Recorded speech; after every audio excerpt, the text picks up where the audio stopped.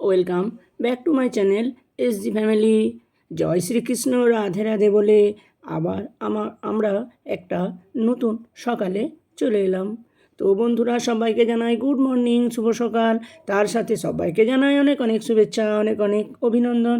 তো বন্ধুরা, সবাই কেমন আছো? আশা করি ভালো আছো। আমিও ভালো আছি। সত্যি আমি কিন্তু ভালো নেই, শরীরটা খুব খারাপ ছিল, এখন একটু ভালো আছি। তবে সমস্যা এখনও কাটেনি, প্রচুর সমস্যা আছে। সেই সমস্যাগুলো কাটাবো 2-1 দিনের মধ্যে। তো তারপর একটু ভালো থাকবো আশা করছি। তো যাই হোক, তো বন্ধুরা, দেখো, রোজকার মতো আজকেও আমি দুটি গল্প, ছাত্র জীবনের দুটি গল্প, সুন্দর গল্প নিয়ে এলাম তোমাদের কাছে। আশা করি তোমাদের এই গল্পগুলো ভালো লাগবে, বা এই গল্প থেকে দেখো অনেক কিছু শিক্ষার আছে। তো সবসময় এই শিক্ষার বিষয়গুলো আমাদের সামনে আসে না, তো দেখে বা শুনে খুব ভালো লাগলো, আর তাই তোমাদের কাছে শেয়ার করতে চলে এলাম। এক ছাত্রকে এক শিক্ষক এমন সুন্দরভাবে বোঝালো, সত্যি এত ভালো লাগলো, শিক্ষকের প্রতি শ্রদ্ধা আরও বেড়ে গেল। আর একজন দেখো লাস্ট বেঞ্চে থেকে সেই ছাত্র কত সুন্দর জীবনে উন্নতি করলো, এটা দেখেও খুব ভালো লাগলো। আশা করি তোমাদেরও ভালো লাগবে। আমার গল্প তোমাদের কেমন লাগছে? তো ভালো ভালো কমেন্ট করো, লাইক, শেয়ার, আর কমেন্ট তো করছোই। আর চ্যানেলটিকে সাবস্ক্রাইব করে পাশে থেকো, আর সবাই সবার পাশে থেকো, এটা আমি বলে থাকি, বা এই কয়েকদিন যাবৎ বলা হয়ে ওঠেনি। সবাই সবাইকে সাপোর্ট করো, ফুল সাপোর্ট করো, অ্যাড কেউ স্কিপ করো না। দেখো, নিজেকে ফাঁকি দিও না। নিজে যদি ফাঁকি দাও তাহলে তোমাকেও কিন্তু অন্যজনে ফাঁকি দেবে, এটা আমি মনে করি। তো যাই হোক, বেশি জ্ঞান দিচ্ছি ভেবো না, যেটা বাস্তব, যেটা সত্য, সেটাই আমি বলছি। তো দেখো, আমার এই গল্পগুলো ভালো লাগে, তাই আমি তোমাদের কাছে শেয়ার করতে আসি। তোমরাও ভালোবাসো, সেটা আমি তোমাদের কমেন্টের মাধ্যমে বুঝতে পারি। তো সবসময় ওই বৃদ্ধাশ্রম, কষ্ট, অপমান, এই সব গল্প সবসময় তো আর ভালো লাগে না, তাই আজকে এই দুটো শিক্ষণীয় গল্প তোমাদের কাছে তুলে ধরলাম। তো বন্ধুরা, দেখো, আশা করি তোমাদেরও ভালো লাগবে। তো চলো দেখে নাও আজকের গল্প দুটি তোমাদের কেমন লাগে। তো চলো। প্রতিদিন ক্লাসের এক কোণে শেষ বেঞ্চে বসে থাকতো ছেলেটি। ময়লা ইউনিফর্ম, ছেঁড়া ব্যাগ, চুপচাপ চোখ। শিক্ষকেরা ভাবতেন এই ছেলেটা ভবিষ্যতে কিছুই করতে পারবে না। সে কখনো সামনে থেকে কিছু বলতো না, না ছিল ক্লাসে জনপ্রিয়, না কোনো প্রতিভা দেখানোর সুযোগ পেত। একদিন শিক্ষক রেগে গিয়ে বললেন, তোমার তো কোনো আগ্রহই নেই পড়াশোনায়, ঘরে কি কেউ কিছু বোঝায় না? ছেলেটা শান্ত গলায় বলল, স্যার, মা হাসপাতালে, বাবা নেই। ভোরে সবজি বিক্রি করি, দুপুরে স্কুল, বিকেলে বাড়ি বাড়ি গিয়ে মায়ের ওষুধের টাকা জোগাড় করি। রাতে পড়ার সময় পাই, তাও যতক্ষণ চোখ খোলা থাকে। সে শিক্ষক চুপ করে গেলেন।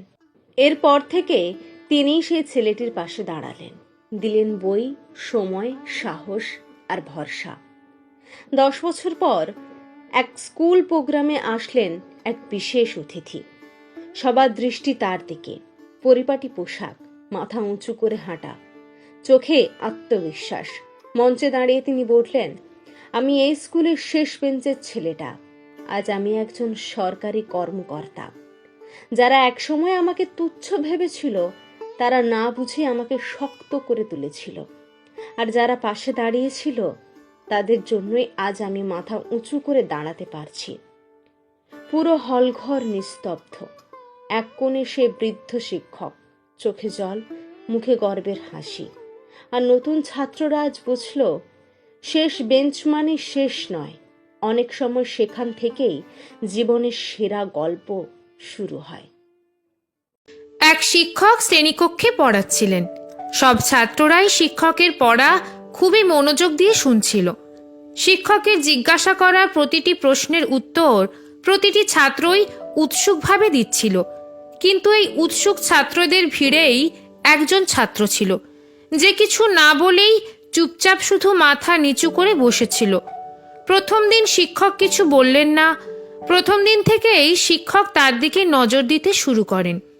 এভাবে প্রায় 5-6 দিন হয়ে গেল, কিন্তু ছাত্রটির অবস্থার কোনরূপ উন্নতি শিক্ষক দেখতে পেলেন না।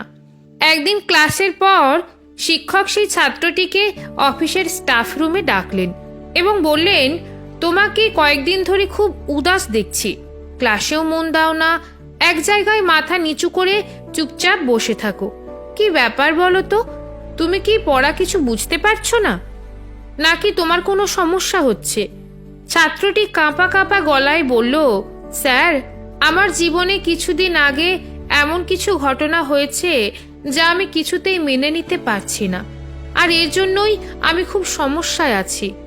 কোনো কিছুতেই মন বসছে না, কিছুতেই বুঝতে পারছি না কি করব। শিক্ষক বললেন, আচ্ছা, এক কাজ করো, তুমি আজ সন্ধ্যায় আমার বাড়িতে এসো, কেমন? সন্ধ্যাবেলা যখন ছাত্রটি শিক্ষকের বাড়িতে এলো, তখন শিক্ষক ছাত্রটিকে ভিতরে বসার জন্য বললেন এবং তিনি রান্নাঘরে চলে গেলেন ও শরবত বানাতে লাগলেন। তিনি ইচ্ছে করেই ছাত্রটির গ্লাসে বেশি করে লবণ দিয়ে দিলেন। এরপর শরবতের গ্লাস হাতে নিয়ে বাইরে এলেন এবং একটি গ্লাস ছাত্রটিকে দিয়ে বললেন, এই নাও শরবত। ছাত্রটি হাতে শরবতটি নিয়ে যেই না শরবতের গ্লাসে এক চুমুক দিলেন, শরবত অতিরিক্ত লবণাক্ত থাকায় ছাত্রটির মুখে বিকৃত ভাব দেখা গেল। এটি দেখে শিক্ষক বললেন, কি হলো, শরবতটি পছন্দ হয়নি বোধহয়। ছাত্রটি বলল, না স্যার, সবই ঠিক আছে, কেবলমাত্র একটু লবণ বেশি হয়েছে।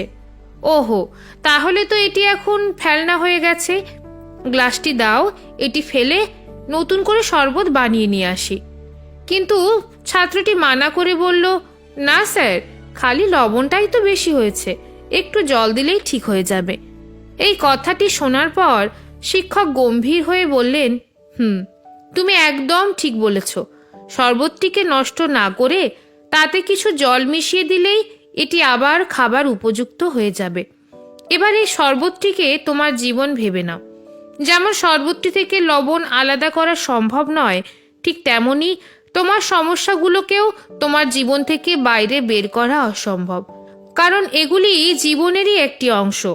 কিন্তু যেভাবে এটিতে একটু চিনি বা জল মিশিয়ে এটিকে মিষ্টি করে খাবারের উপযোগী করা যেতে পারে, ঠিক সেভাবেই তুমিও তোমার জীবনে মিষ্টি ভাব নিয়ে এসো। শিক্ষণীয় নীতিকথা হলো, মানুষের জীবনে যদি কোনো সমস্যা না থাকতো, তাহলে কোনো মানুষই কোনোদিনই কর্ম করতেন না। সমস্যা জীবনের অঙ্গ, সমস্যা আছে বলেই তো জীবনের এত স্বাদ। তাই অতীতে ঘটে যাওয়া কোনো ঘটনার খারাপ স্মৃতিতে নিজের মন বিসর্জন দিয়ে বেরঙিনভাবে বসে থাকলে জীবনে বেঁচে থাকার আনন্দটাই চলে যায়। আমরা চাইলেও আমাদের মন থেকে এগুলোকে দূর করতে পারবো না, কিন্তু আমরা চাইলেই ভালো কিছু দিয়ে এগুলোকে ঢেকে রাখতে পারি। আর তাই মনে নতুন নতুন সুন্দর ভাবনা দিয়ে সেই অসুন্দর ভাবনাটিকে ঢেকে ফেলুন, দেখবেন জীবন থেকে সমস্যাই হারিয়ে গিয়েছে।